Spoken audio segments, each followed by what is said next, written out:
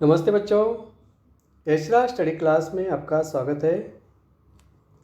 आज की इस वीडियो में हम कक्षा छठी की 8वीं कविता इनसे सीखो इस कविता का वाचन तथा स्पष्टीकरण करने वाले हैं।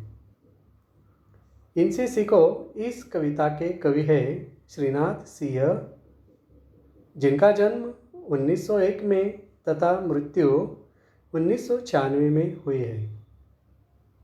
इनकी रचना है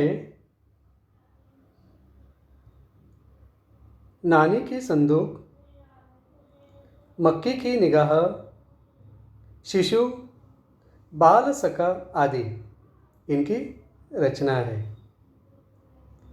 कवि ने कुछ समय के लिए सरस्वती पत्रिका का संपादन किया है तथा दीदी और बालबोध जैसी पत्रिकाओं का प्रकाशन भी आपने किया है।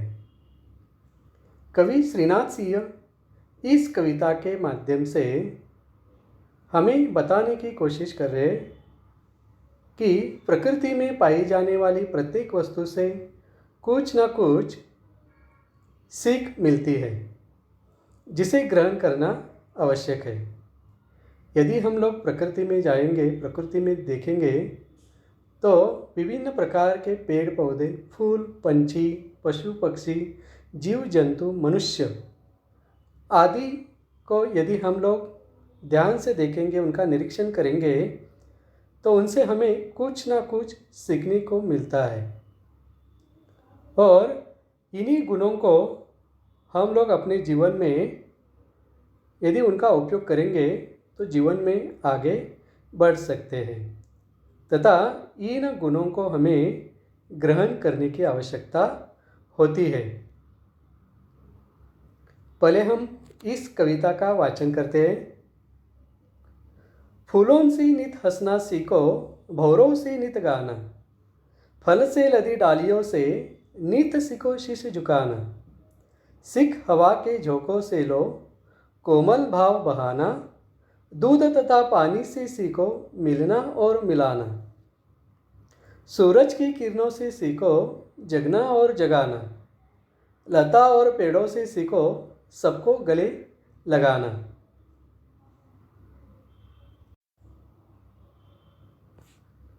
वर्षा की बूंदों से सीखो सबका हृदय जुड़ाना, मेहंदी से सीखो पिसकर भी अपना रंग चढ़ाना, दीपक से सीखो जितना हो सके अंधेरा हरना, पृथ्वी से सीखो प्राणी की सच्ची सेवा करना, जलधारा से सीखो आगे जीवन पथ में बढ़ना, और धुएं से सीखो बच्चों ऊंची ही पर चढ़ना, सत्पुरुष के जीवन से सीखो चरित्र निज गढ़ना, अपने गुरु से सीखो बच्चों उत्तम विद्या पढ़ना।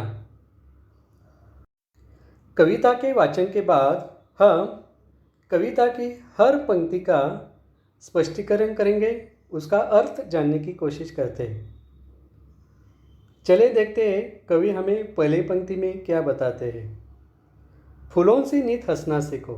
नित मतलब हमेशा, सदा, नित्य। हमें फूलों से हंसना सीखना है। जैसे फूल हमेशा खिले रहते हैं, निखरते हैं, तो इसी तरह से फूलों से हमें हंसना सीखना है। भंवरों से नित गाना। जो भंवरे होते हैं फूलों के ऊपर अक्सर मंडराते रहते हैं, गुनगुनाते रहते हैं, वह कुछ गीत गाते रहते हैं।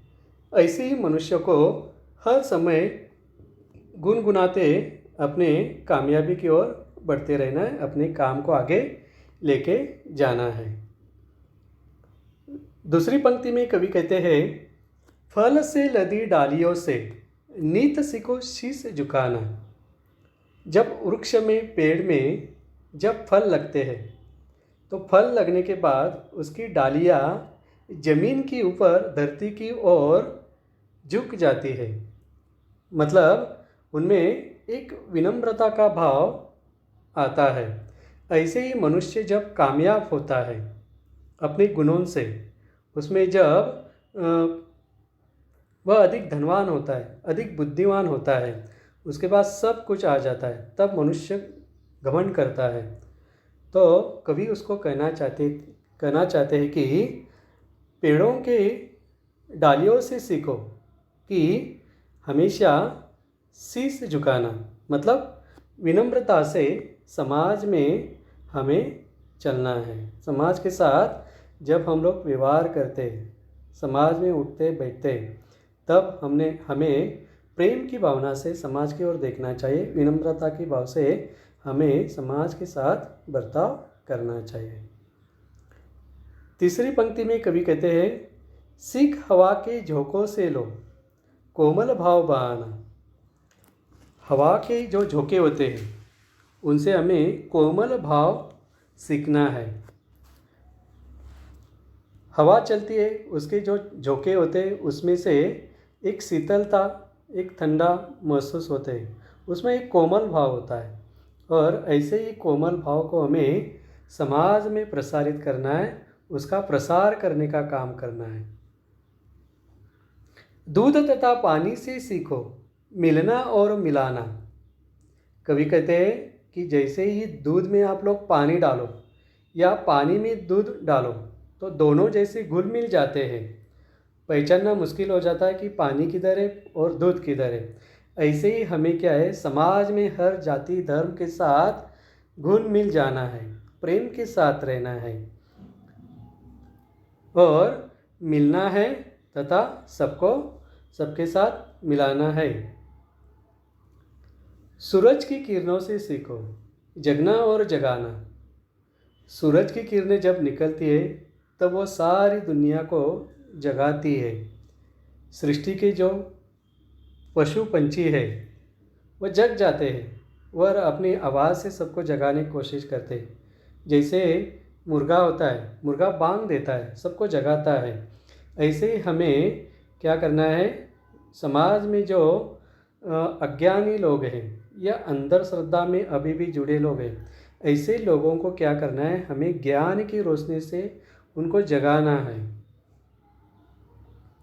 लता और पेड़ों से सीखो सबको गले लगाना।